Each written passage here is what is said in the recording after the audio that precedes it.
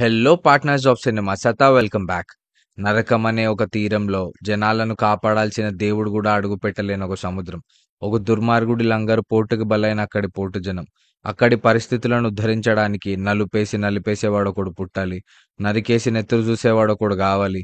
దేవర రావాలి. ఇది దేవర cinema dialogue అయితే కాదు. దేవర క్యారెక్టర్ని, ఆ సిచ్యువేషన్స్ ని, ఈ సినిమా ఎక్కిస్తున్న హైప్ ని ఇమాజిన్ చేసుకొని ఫీల్ అయితే వచ్చిన డైలాగ్. ఈ సినిమా క్రియేట్ చేస్తున్న బజ్ హైప్ అంతా ఇంత కాదు.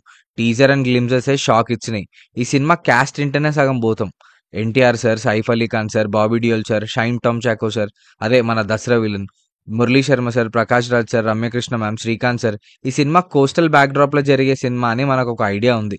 మంచి మాస్ యాక్షన్ ఫిల్మ్ ని ప్రామిస్ చేసిండు మన కొరటాల శివ సార్.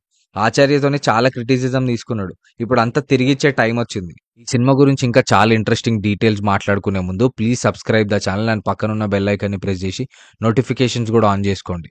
నాకు తెలిసి ఈ సినిమా పార్ట్ 1 లా మెయిన్ విలన్ సైఫ్ సారే ఉంటాడు. లాస్ట్ లో బాబీ సార్ ని ఇంట్రడ్యూస్ చేసి పార్ట్ 2 లో బాబీ సారే మెయిన్ విలన్ అని చెప్తారు అనుకుంటున్నా. మన తెలుగు ఆడియన్స్ కి కావాల్సిన మాస్ యాక్షన్ సినిమా ఇది అనిపిస్తుంది.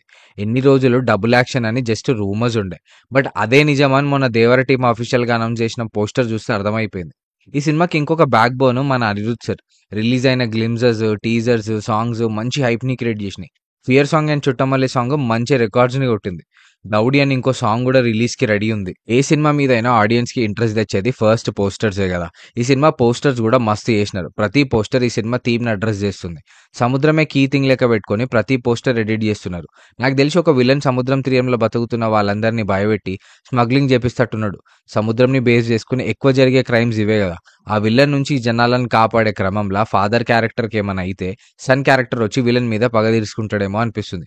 ఒకవేళ ఇట్లాంటి స్టోరీ అయితే చాలా సినిమాలు వచ్చినాయి. ఇది ఒక టెంప్లెట్ స్టోరీ అయినా సీన్స్ అండ్ ఆ వరల్డ్ ఫ్రెష్ ఉండి మంచి మాస్ సీన్స్ అండ్ మంచి యాక్షన్ సీన్స్ ఉంటే టెంప్లెట్ స్టోరీ అనే మార్క్ అయితే కనిపించదు. ఈ సినిమాలో విజువల్ ఎఫెక్ట్స్ కూడా బాగానే వాడుతున్నారు. ఇది మన కళ్యాణ్ రామ్ సార్దే విజువల్ ఎఫెక్ట్స్ కంపెనీ. ఆ కంపెనీయే ఈ సినిమాకి విజువల్ ఎఫెక్ట్స్ చేస్తుంది. ఇప్పటి వరకు అయితే విజువల్స్ బాగానే ఉండే. ఇంకా సినిమా రిలీజ్ అయినాక చూడాలి ఎట్లున్నాయో విఎఫ్ఎక్స్. ఇది దేవరనామ సంవత్సరం కాదని ఎవడు అనలేడు అనబోడు.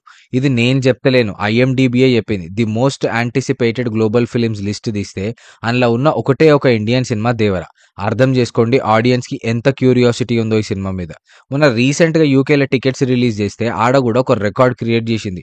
జస్ట్ 5 నిమిషాలలో టికెట్స్ మొత్తం సోల్డ్ అవుట్ అయిపోయినాయి. ఈ సినిమా రిలీజ్ డేట్ కూడా ఆ టీం ఆల్రెడీ అనౌన్స్ చేసింది, 27 సెప్టెంబర్ అని.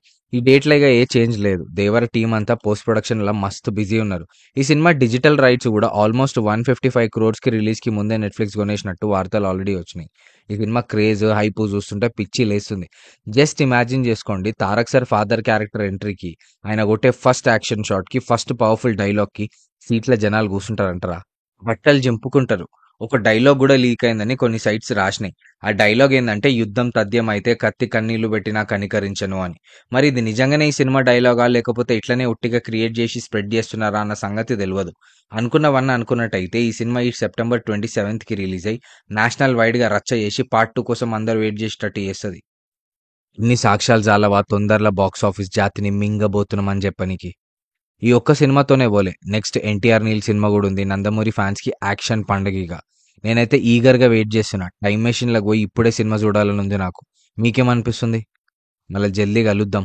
నేను చెప్పిందంతా మీకు నచ్చినట్టయితే please like, share and subscribe the channel. ఎందుకంటే ఇది మన ఛానల్, మనం సినిమాల కోసం మాట్లాడుకోనికి మాత్రమే.